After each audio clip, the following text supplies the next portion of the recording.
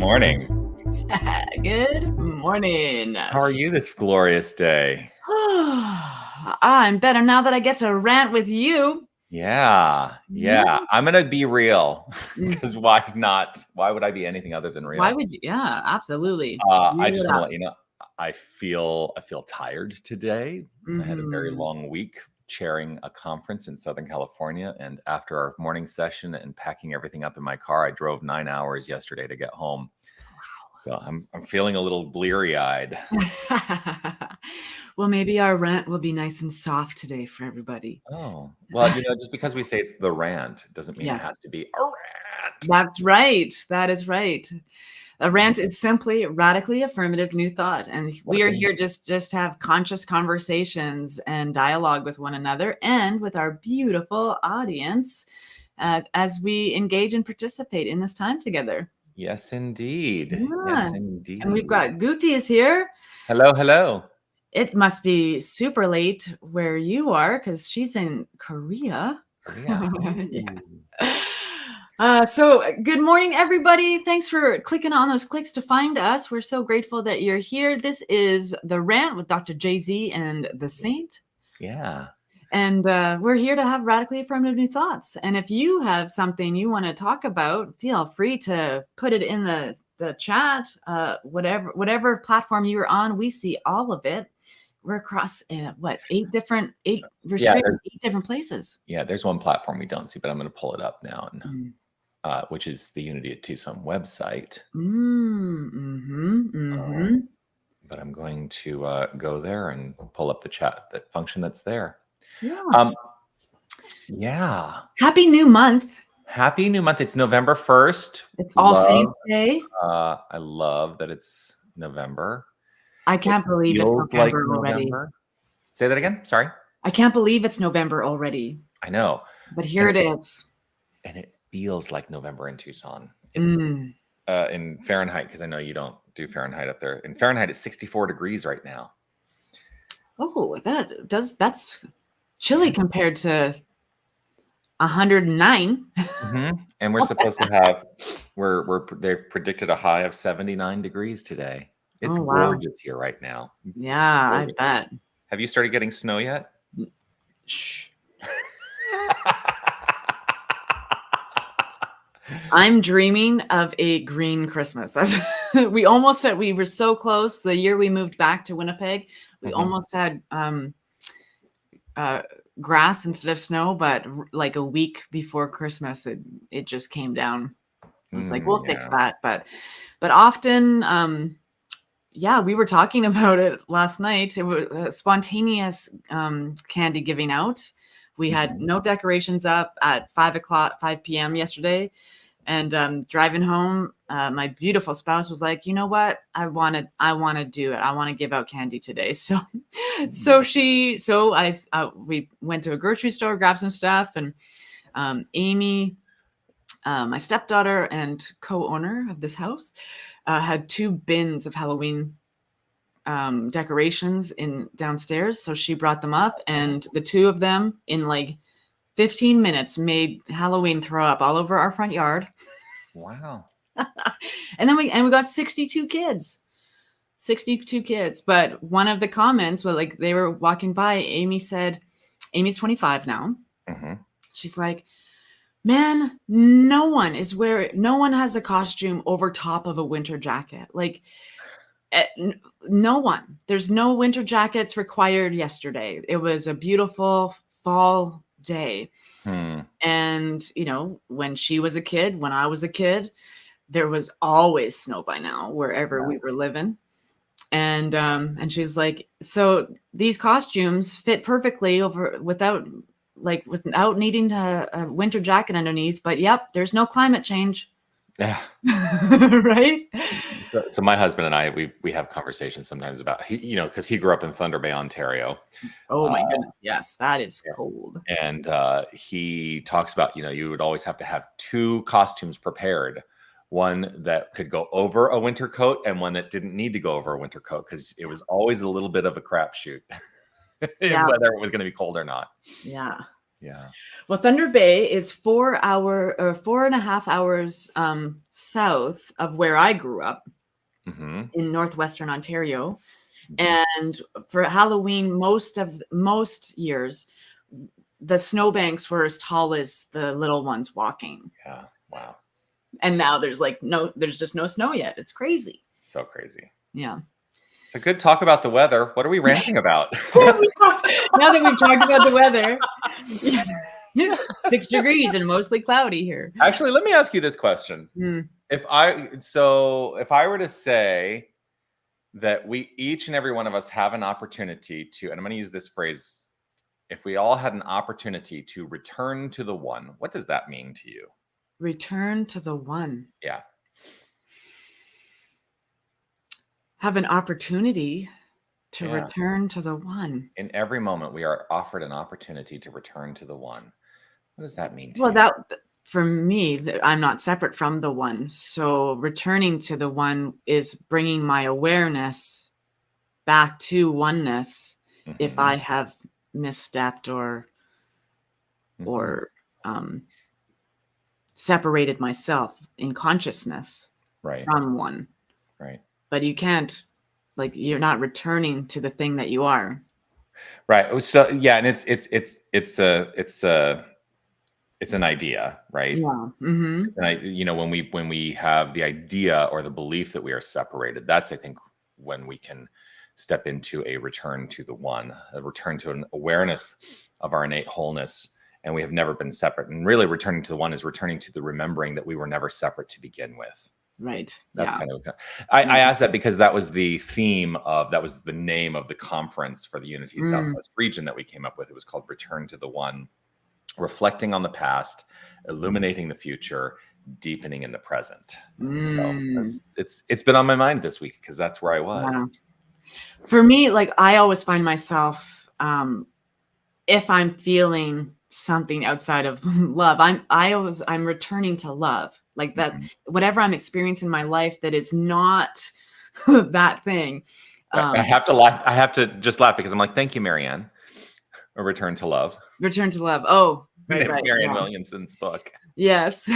But that was her first one, right? I think so. Yeah. Yeah. So I'm always returning to being loving presence, returning to remembering who I am. We talk about this every week. It's returning to yourself, returning to your wholeness, returning to the awareness you have. Remembering who we are is all I ever talk about. It's all I ever. Yeah. Remember who you are. Yeah. Yeah. Yeah. I always have you ever seen Hook? Robin Williams played Peter Pan. I know of the movie. I've seen portions of it. I've never seen it all the way through, and so don't jump down my throat. It is not quite my generation. Right? It's slightly later. I think it's early millennial that we're really into that movie. Yeah, I'm a millennial cusper with the Gen X. So. Yeah, I'm so dead middle Gen X. It's not even funny. I guess my term would be a zennial. I think you're because I fit into. If we're gonna put labels on, if we're gonna label stuff, I've got plenty. I just try not to fall into categories on behalf of other people. But anyway, so Hook, there's a scene where Robin Williams, he's an aged Peter Pan. He left Neverland. Because he fell in love with Wendy Darling. I think that's the story. Yeah. And he left and became, a real boy. And then he goes back about Neverland. He forgot about Neverland. He forgot that he had never been. He'd never ever been there. He forgot he was Peter Pan. Okay. He was this big corporate dude, and so he was flown back to Neverland under distress and because they needed his help, and they were trying to train him, remind him of who he is, and they put him through all of these rigorous exercises, and because it's played by Robin Williams, so we all know his presence. And there's a scene where he finally starts to get it. and they're at this banquet and there's no food. And then all of a sudden, he played with them. He's like, he just pretended to scoop up food and fling it at someone. And then it just woke him up. He could see all the food that was there. It was no longer in imagination. It was present. And this little boy comes up to him and pushes all of his wrinkles back and says, "Oh, there you are, Peter." And it's like this, it's like the sweetest little scene.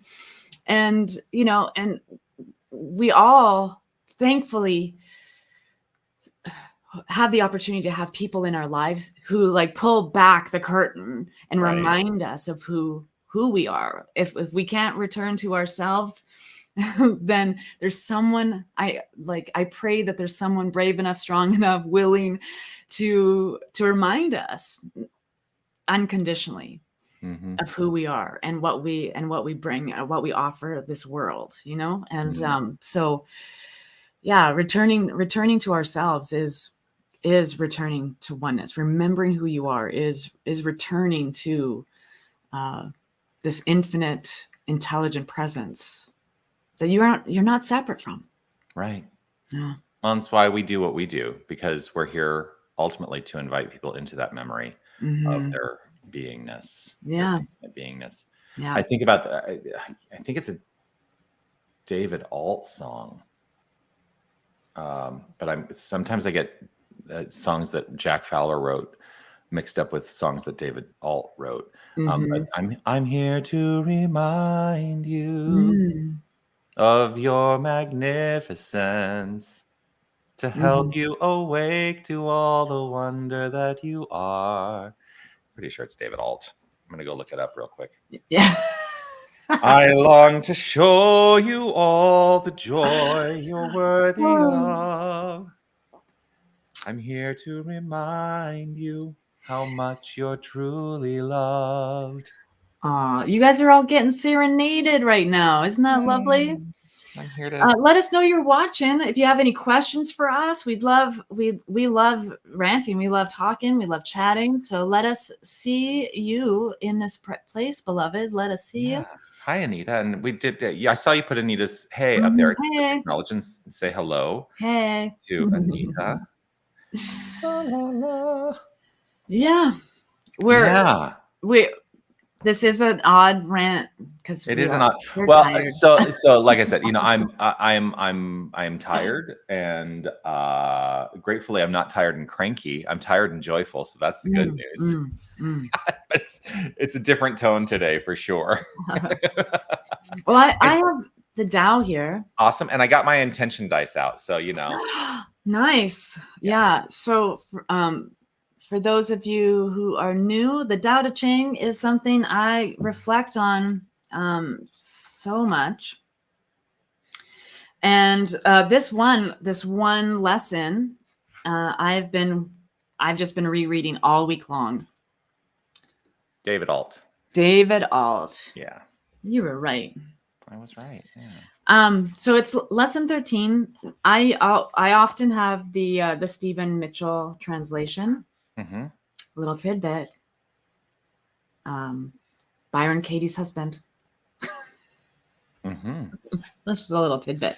I love that. So lesson 13. This is something I haven't moved on from yet. I just pulled it out. I often ask Spirit to pull something out for me, and it kind of flips to it. And so this is the one. And so I haven't moved on from this yet. So it says, success is as dangerous as failure. Hope is as hollow as fear. What does it mean that success is as dangerous as failure? Whether you go up the ladder or down it, your position is shaky. When you stand with your 2 feet on the ground, you will always keep your balance. What does it mean that hope is as hollow as fear? Hope and fear are both phantoms that arise from thinking of the self. That's a little s self. When you don't see the self as self, what do we have to fear? See the world as yourself. Have faith in the way things are. Love the world as yourself. Then you can care for all things. Mm. And, you know, this is where I am, you know, like learning. There's, there is no ladder, that right, there is no ladder. So success or failure is both their illusion. It's how you want to show up in the world and how you are showing up in the world. And if those things are different from one another, how you want to show up in the world and how you are showing up in the world, if those two things are different, you're on a shaky ladder. Yeah. Right. And so when those two things are in alignment, you're grounded, you feel peaceful, you're centered in yourself and your own truth, you stand in your principles and in your values, and the outcome is the outpicturing of that alignment. So I'm just been trying to keep my feet firmly on the ground and not get caught up on rungs or levels that, as someone in my position or my age, you know, we all have, goals are important. Yeah, goals are important for sure. And so do you mind just, yeah, so there was a lesson that was offered at one of the workshops on Wednesday at the Unity Southwest region. And it was actually related to this notion that we so highly prioritize goals, right? And what we do when we prioritize goals is we actually diminish the beingness, and that what we should be perhaps considering is that we're looking at the current state of our beingness, where we want our beingness to be, and allowing ourselves to be gentle in the journey as we move forward in our beingness. The goals in the world of form are going to take care of themselves if we are rooted in the acknowledgement. And this goes back to another conversation that I've been having with a lot of people, which is stop trying to identify yourself. Just know your purpose. Know your purpose, and how you will choose to be in this world is going to be an outpicturing of your purpose, and that will become your identity. Anyway. Yeah. And goals, they are healthy to have those outlooks and you know, things. For me, I have had some really big goals in my life, and when they've completed, then it's like I just feel almost deflated, like they were purposeful to get me to a place, and then what? So it's always looking for what's next. Like that's what goals have been in my life. It's like, what's next? What's next? What's next? Instead of accomplishing something and celebrating that accomplishment and being present with it, and, you know, and living in that experience. It's like a checkbox and let's keep going. Right. Well, and if we're focused on our purpose, you know, which there's lots of, you know, talking heads out there that'll talk about purpose and how important it is, and, you know, what's your why, and ask that question, all of it. But I really feel like that has been a significant answer for me in my life in terms of how I choose to proceed, because absent purpose, absent an understanding of my purpose, I don't know how to proceed. The goals are always illuminated. Like the goals are always illuminated when I know my purpose. I always know the step to take. And it's also a great barometer, because if something I am intending to do does not align with my purpose, I have to ask myself, is this truly mine to do? And so the purpose really is, what is your being? Yeah. Yeah. What do I want to be when I grow up? What do I want to be when I grow up? I want to be you, Steph. I want to be us. I'm so grateful for this rare chance to watch the rant again. Hey, William, good to be with you. Yes. And Guti, this is great. Security Jonathan, can you read that? My glasses are in the other room. Yes. Security isn't in attaching myself to conditions. Attaching to conditions only brings me down. Security moves with me. Oh. I say this all the time. The minute we try to derive our good from the conditions or the experiences of our lives, we are setting ourselves up for disappointment. That we are the projectors of our good. We are the projectors of our delight in life. I like that idea. We are the projectors of our delight in life. And the circumstances and the experiences will become reflections of our innate sense of goodness and delight and joy and harmony and love. So yeah, the minute we try to like make the conditions be something, or attach ourselves to conditions, we're going to set ourselves up really for disappointment. Yeah, one of my focuses, in my personal growth is the art of non-attachment. Yeah. This comment, sir. Sir. Yeah. I'm not.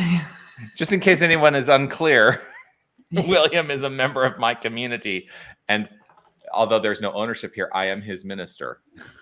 My purpose is to be a thorn. Is he fulfilling his purpose with you? He does quite frequently fulfill that purpose with me. We rib each other. We love each other so much. Yeah. We can joke. Yeah. That's great. Yeah. Yeah. I really love that. Security moves with me. I really loved what Guti said there, and that's so powerful when that's you knowing that your power and like who you are. And that's just beautiful. I love that. Yeah. I really do endeavor to not necessarily go down this road, but it's at the top of mind right now. This idea of security moves with me makes me think about a lot of the rhetoric that I'm experiencing in this country right now around the political sphere.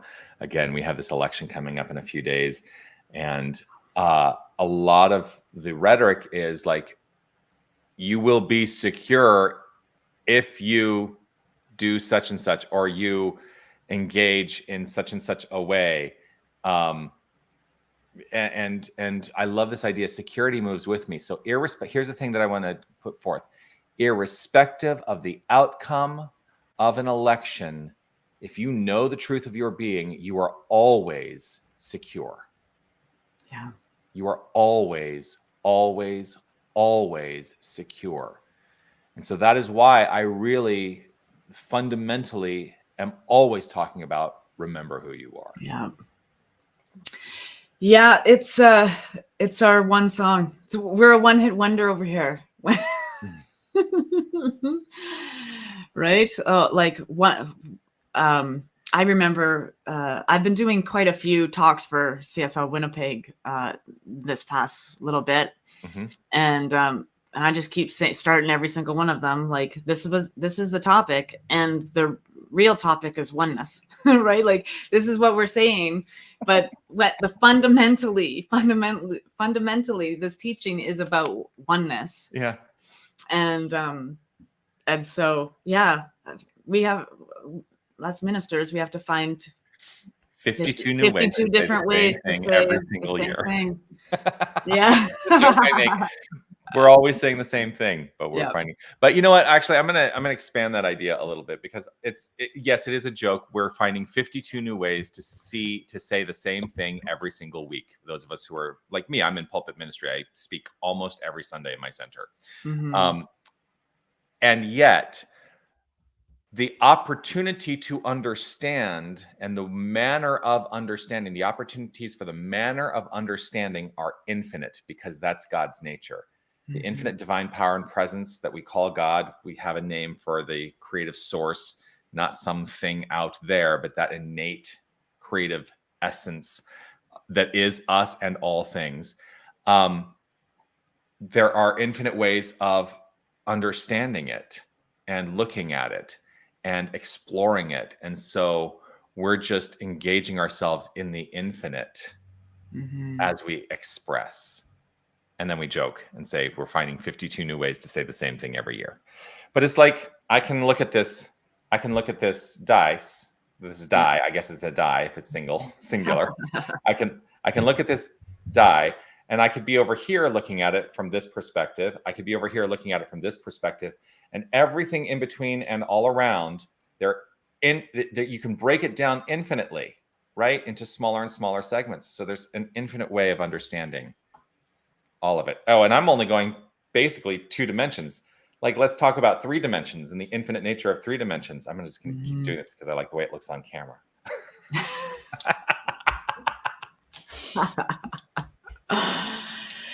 Yeah. It's amazing that, there's more than one way to say something.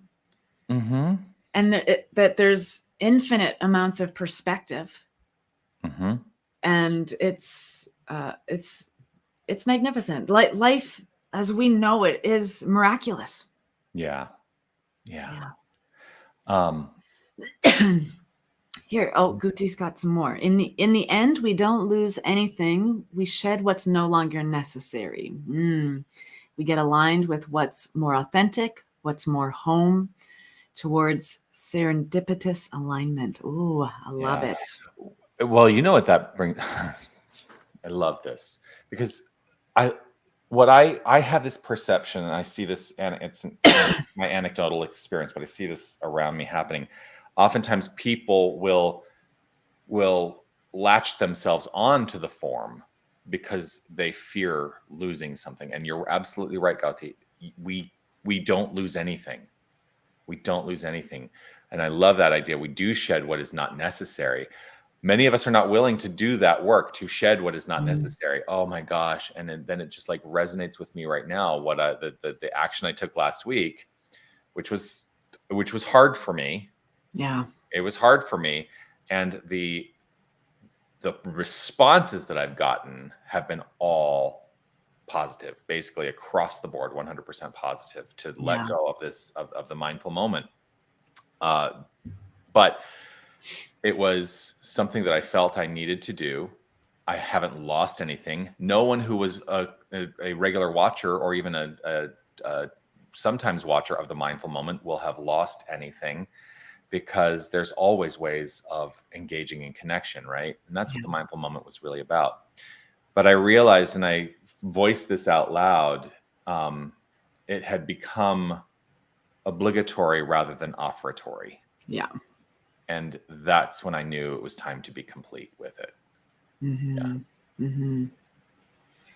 Yeah. I listened to your last mindful moment and conscious completion, and it was amazing, and I took notes. it was excellent. It was excellent. Thank you. And really, that conscious completion, there's couples now that do conscious uncoupling, and like, it's really about being conscious and mindful of life and the decisions that we make. And sometimes we're just so in the stuff habitually or traditionally, or all of this experience is always around us, and we don't necessarily know, unless we listen deeply, what is ours. Is this still for me? Is this still working for me? I said yes. Is it still a yes a year in? Like all of that stuff. Having conversations with your highest self, the one who is already perfect, already whole, already knows everything you're going to say, think, or do, and listen to that wholeness that's inside of you, because you're the only one who knows you. Yeah. Well, and the experience that I've had in knowing that on Monday morning, I am not going to be rushing to get in front of my computer to offer the mindful moment. I'm now realizing, and I'll go back to this, to Gaudi's quote, we shed what is no longer necessary, but in the shedding of what's no longer necessary, we have now opened up the infinite possibility for what may be. And Mhm. that is what's, here's the thing. I'm excited again about what I may create. Yeah. Because I want to continue to be involved and active in the creative process. And the mindful moment was, it was done. That, like, I think it had reached its limit of what it was meant to do. Yeah. Yeah. So I'm excited. What I'm trying to say is I'm excited again. Yeah. Right? Like, in a way that I haven't felt the excitement in a long time. And it's because I needed to let go of that paradigm. Yeah. So Yeah. it begs the question, what paradigm are you holding on to that maybe you need to let go of? And that's a rhetorical question, Steph, unless you want to answer. Oh yeah, I'm not voicing it here, but I am in the works. Yeah, this is this is just right where I am, right? This is me growing and evolving as a human being, as a conscious being. Consciousness means everything to me. And I also, my purpose, the belief I have about my purpose is that it's to be loving presence, and that can get confusing sometimes because it kind of is it's a little vague, like be loving presence, doing what, right? So doing always becomes the the thing, like what, like I'm doing all of these things and now I have to be loving presence in them. So that what I love is that no matter how old I am, no matter where I'm at, I am a masterpiece and a work in progress simultaneously. Yeah. There is, I'm no longer, I have chosen, and it's been some time. I refuse to beat myself up any longer for the things I think I'm doing incorrectly, or, thoughts or actions. I'm not going to beat myself up. I am going to hold myself accountable. And that's loving presence, holding yourself accountable. When you stub your toe on somebody's soul, like there's when you stub your toe on somebody's soul, there is sometimes... a talk in that. When you stub your toe on somebody's soul. Yeah. Ooh. Yeah. Like, where's my notebook? I want to write that down. Because we're all work in progress. We're all masterpieces and we're all works in progress. Yeah. There is, like, two things. I've never met anyone who was enlightened or awake who didn't get to that space without acknowledging and working through suffering, coming to terms with who they are, right? So there's no one who's awake or enlightened who hasn't experienced stubbing of the toe. Yeah.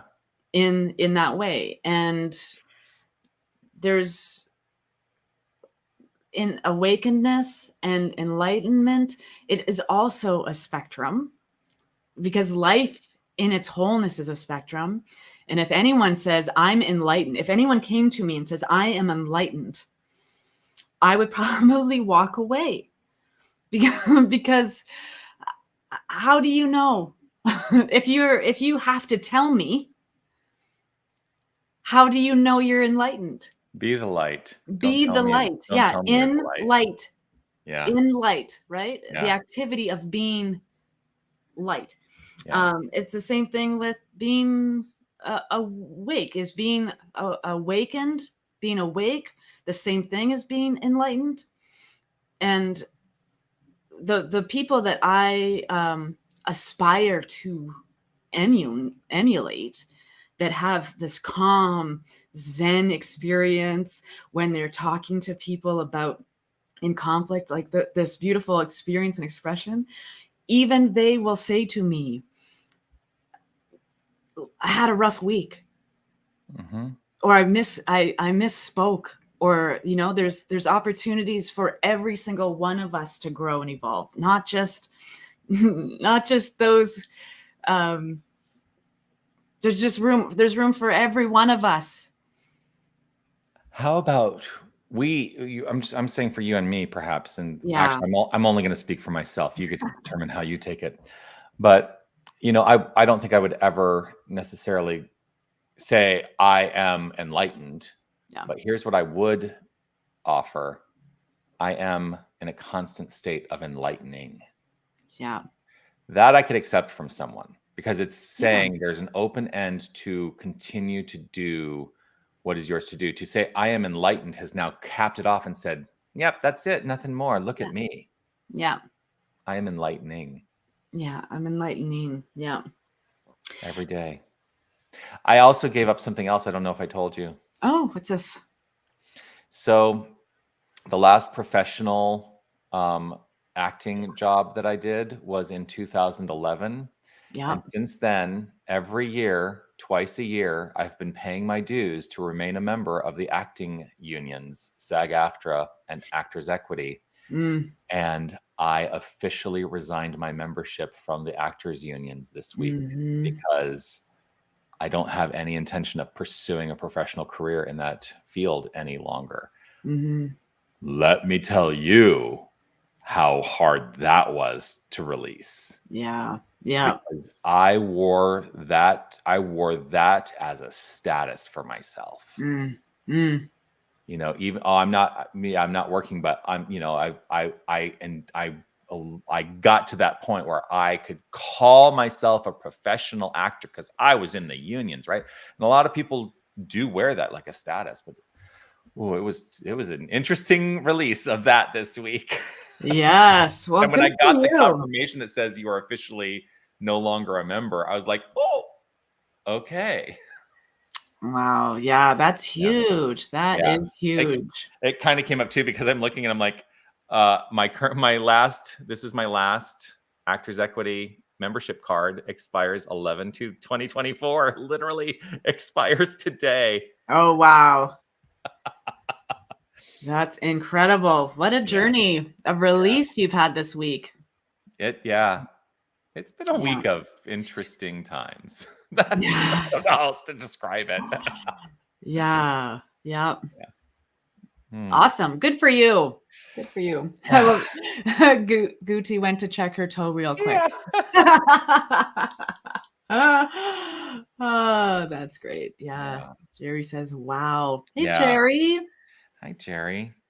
Yeah, it's been Yeah. That was a more challenging release than the mindful moment, frankly. I bet. That's it's a lifetime experience that you've had in that realm. Well, before ministry, I was an actor. I started acting when I was a kid, and I got my degree in theater production and acting and directing, and then I went and tried to make my way in New York City and Los Angeles, and ministry came along. And it's like, oh no, here's what I think is going to be more fulfilling in your life. And I'm still looking at ways, the thing is I'm going to look at ways of allowing that creative nature, because a lot of that work is part of the work that I do. And I'm going to be in a state of always trying to embrace that side of what I do to inspire people. Yeah. So I'll still act. Just not going to be looking to try and go do a Broadway contract anymore. Right. Yeah. Well, so similarities. I mean, the first time I was on stage in a production, I was like a little extra. I was 5 years old. And I didn't get into theater school, or I would have. I had auditioned for George Brown Theater School in Toronto, and based on just the people I was in a room with on day 3 of auditions, there was no way I was getting in. The talent that was in that room practicing was like phenomenal. Yeah, well, and don't underestimate yourself. No, God's got different plans, right? But my backup plan was film production. So I went and did a film production diploma in Thunder Bay, Ontario. So what's funny is, that when I went to university, I started off in film production because I thought to myself, well, I want to be practical about the industry, the entertainment industry, and go get something like if I needed to, if it didn't work out as an actor, I could really go into film production and have a career somehow. And I got 2.5 years into a film production degree, and then I changed my major to acting. Yeah, and I never used my diploma. And then because I didn't get into film production, I moved to Winnipeg, Manitoba, and had a whole different life experience than the one I had planned out and made goals around. And then I just, during like my first year of ministry, I'm like, wow, I'm using my diploma just differently, because I edit videos, and I loved what I loved about film production was editing. I wanted to be an Oscar award-winning editor. Like that's, someone who cut a film that made people, someone who cuts a film like that. And because editing, did you see that cut? Like that's how I watch movies. Yeah. And so that's what I wanted. And now, and I use all of that, all of my film production, social media, graphic design, all that stuff I learned. I use it in my ministry. Me too. Yeah. Editors, and there's something spiritual in this. Editors are the eyes of the audience. Like it's in that. I think of it this way: like when I go and I sit in a live theater production, in a Broadway show or a touring show or a local theater here. I go to see a lot of theater here in Tucson, right? I'm at liberty to look where I want to look. I don't have to look at the actors speaking. I can look over there and see some detail on the set, and I will be having a different experience than every single person in the audience in that room. And we all have unique experiences in the theater in that way. The editor is kind of the, here's what I want you to look at aspect. And there's power in editing in terms of how that genre of entertainment unfolds. Yeah. Did you see this comment from William? The role you're acting in now is too big to fit on that little card. Yeah, right. True. Yes. Yeah. And Jerry, you're right. Jerry says, you still act. Yes. Yeah. I do. I know. I do. Yeah. Yeah. Yeah.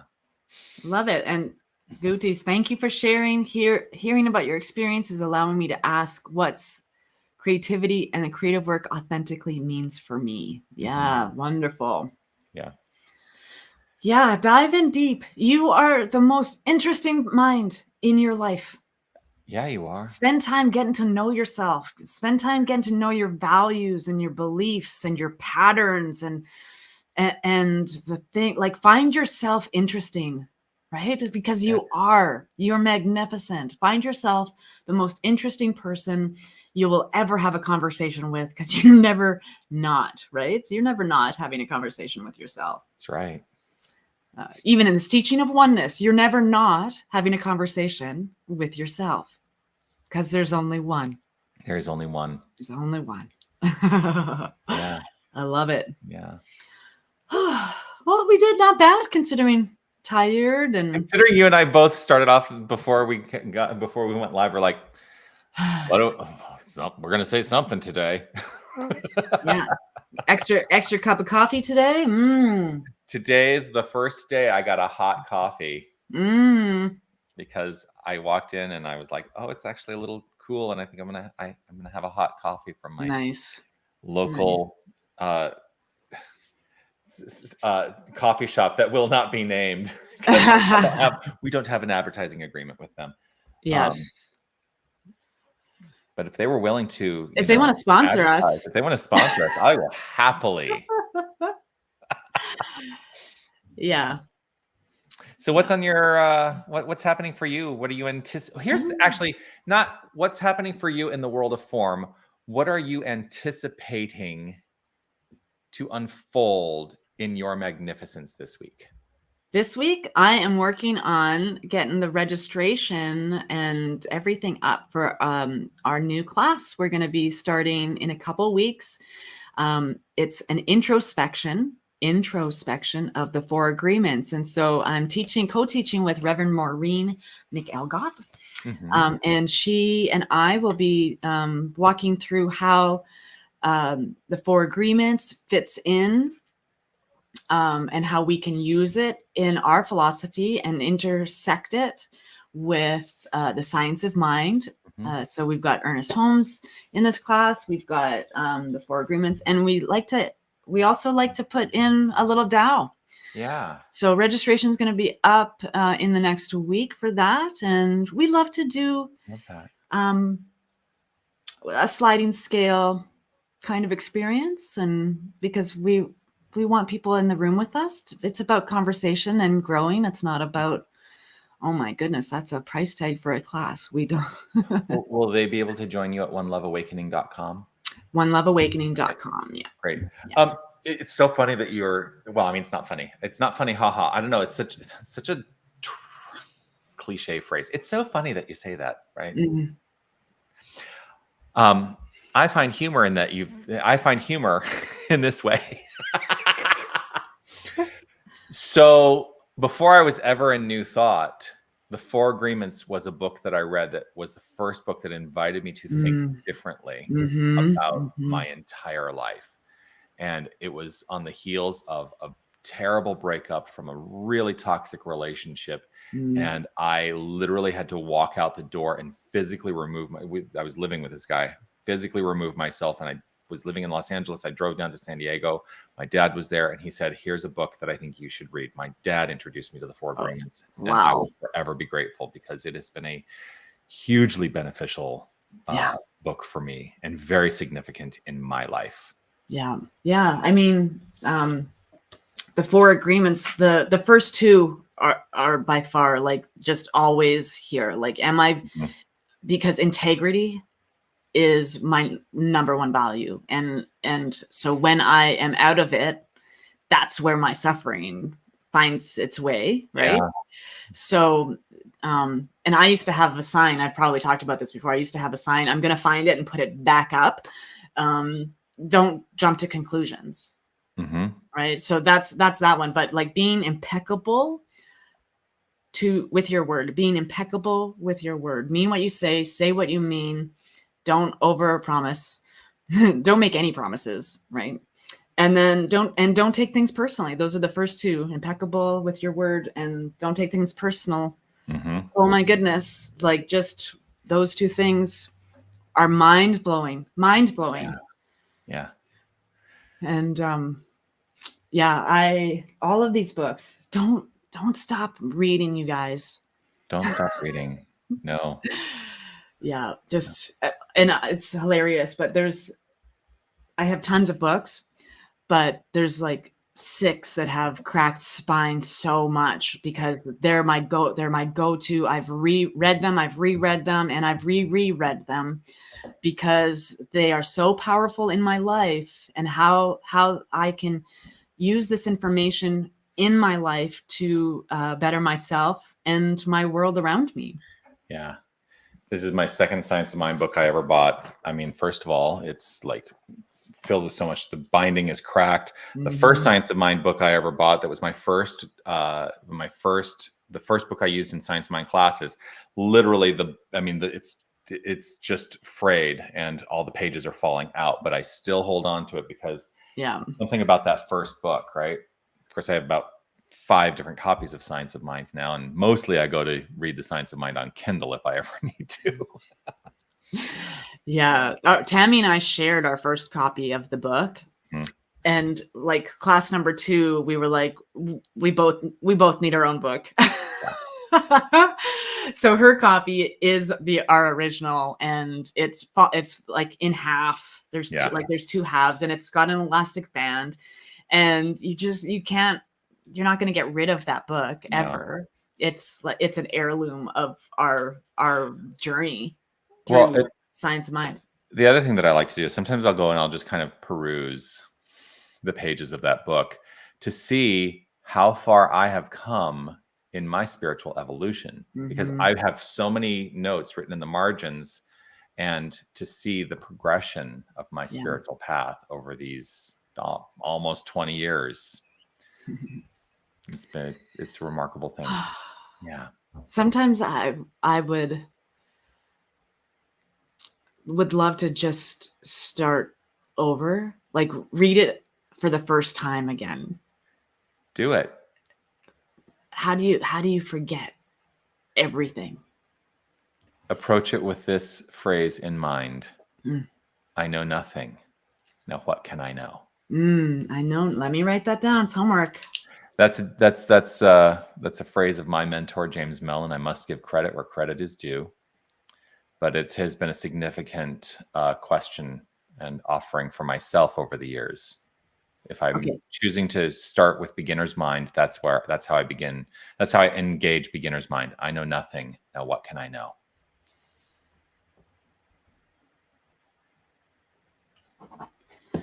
Awesome. Yeah. I've been saying that. I found myself saying that the last couple of weeks. Like I know nothing. I know nothing. Like I just want to, like, I know nothing. I don't have to know right answers right now. Yeah. So I love that. I know nothing. Now what can I know? Oh yeah. That's a good meditation practice for sure. Janice, aloha to you and mahalo. Thank you for reaching out and saying thank you. Mahalo to you for being here. Yeah. Okay. Well, have we chatted? Have we chatted enough today? I think we have. I'm so grateful for all of you who have stuck around and participated and engaged or just watched. I know I love being a fly on the wall in conversations, so I trust that you all do as well. I need to give my Arizona people the heads up, though. So, what happens this weekend, St. Steph, with the clocks? Oh, is it daylight savings time? I believe daylight savings time comes to an end this weekend, but not for Arizona. Which means Arizona, the RANT next week will begin at 10:30, not 9:30. Oh, because the RANT is at 9:30 Pacific, 11:30 Central. We will be back on, well, actually, everyone in the Mountain Daylight Time will be joining us in Mountain Standard Time. Yeah, that's right. Yeah, yes. So that's what. Yeah. Okay, I have to write that down too. Daylight savings time is next week. Yeah, I'm pretty sure on Sunday it ends. Hey, Siri, when does usually my mom reminds me. This year daylight saving time ends on Sunday, November 3rd, 2024, and will begin on Sunday, March 9th, 2000. Okay. Great. Yeah. Until it doesn't. Until they change. We're all going to catch up with Arizona at some point. Well, yeah. We'll see if that ever happens. Yeah. We'll see. Oh, I love this. Thank you for such a cozy conversation. It was a cozy conversation. It was very different today, and I'm grateful for the difference. Yeah, I'm grateful. I'm grateful for you, Dr. JZ. I'm grateful for all of our community members and all of our new friends. Yeah. And please remember that you can our emails are up there basically the whole time. You can always email questions to us. If there's some topic that you'd like us to talk about on the RANT, please feel free to let us know. We love to be engaged and engaging, and we will continue to engage with you. And we encourage your engagement with us. So let us know what you want to hear about. Yeah, we want to know. We'll be back next Friday. Awesome. Love everybody. Have a great weekend. Bye.